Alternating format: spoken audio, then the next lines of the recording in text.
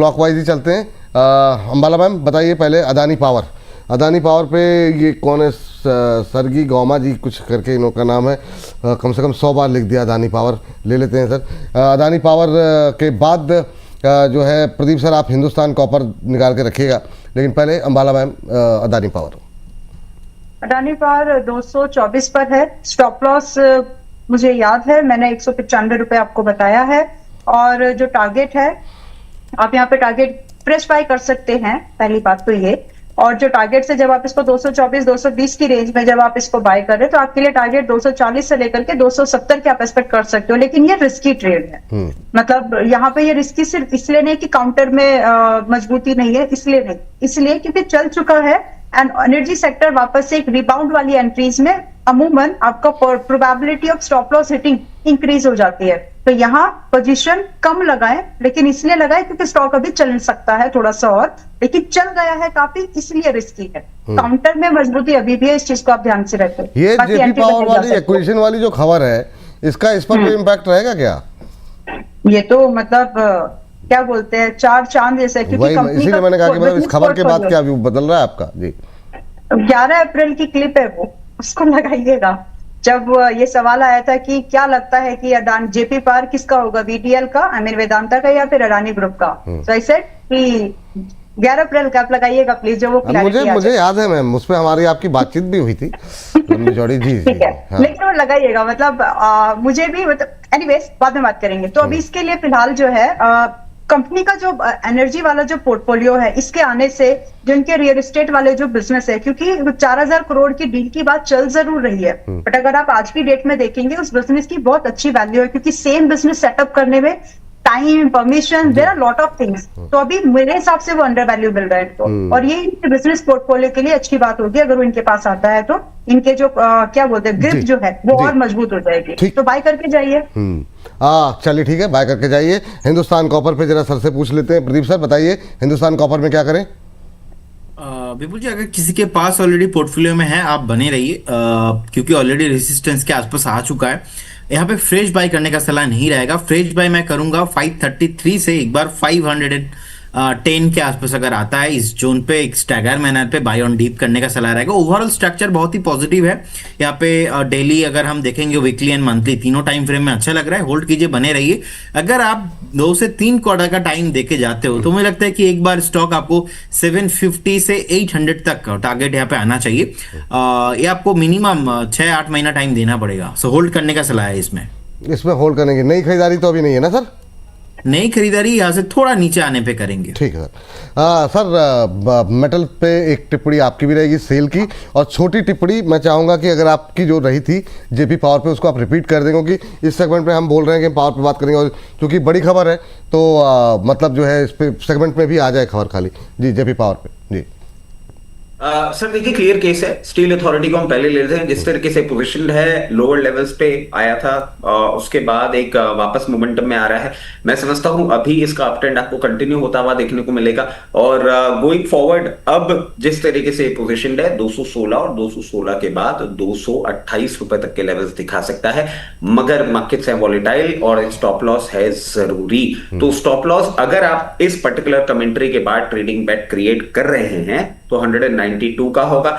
अगर आपने पहले के लेवल पे ले रखा है तो अभी विचलित ना हो। इसमें ट्रेंड चेंज सिर्फ तभी होगा जब ये 176 लेवल्स के नीचे बंद होगा। अकॉर्डिंगली अपनी पोजीशन मैनेज करें। जयप्रकाश पावर वेंचर्स, अभी अडानी की तरफ से जो अपडेट आया है कि 24% स्टेक, जो कि हम एक असम्पशन लेके चल भी रहे थे कि वो होगा, उसके बाद आपको और भी चीजें डेवलप होती हुई दिखेंगी।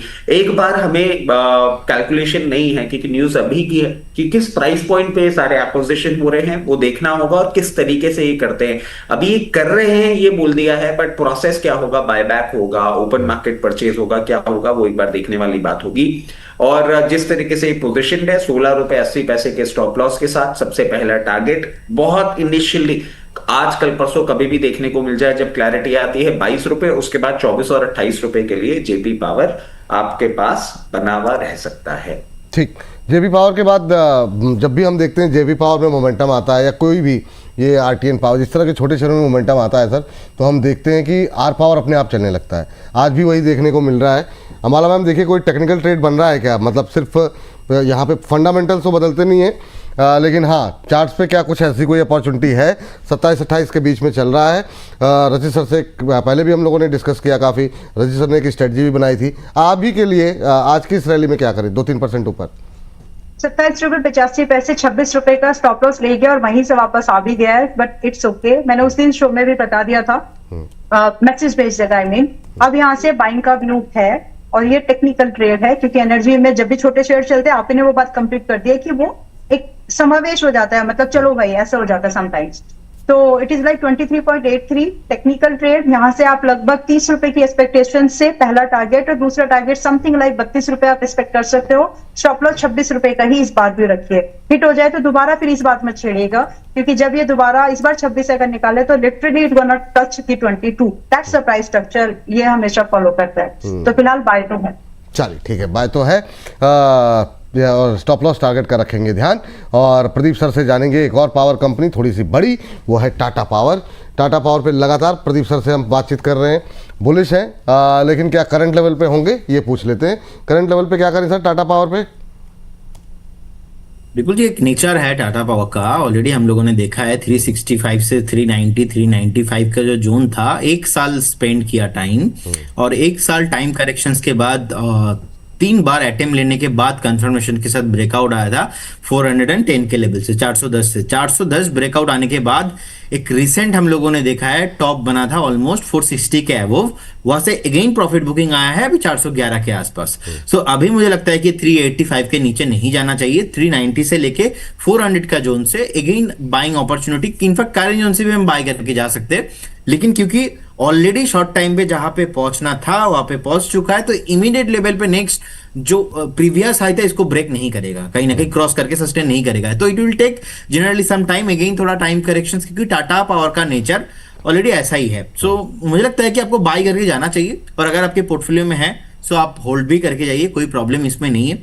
385 का एक स्टॉप लॉस मैं यहाँ पे मेंटेन करना पसंद करूंगा।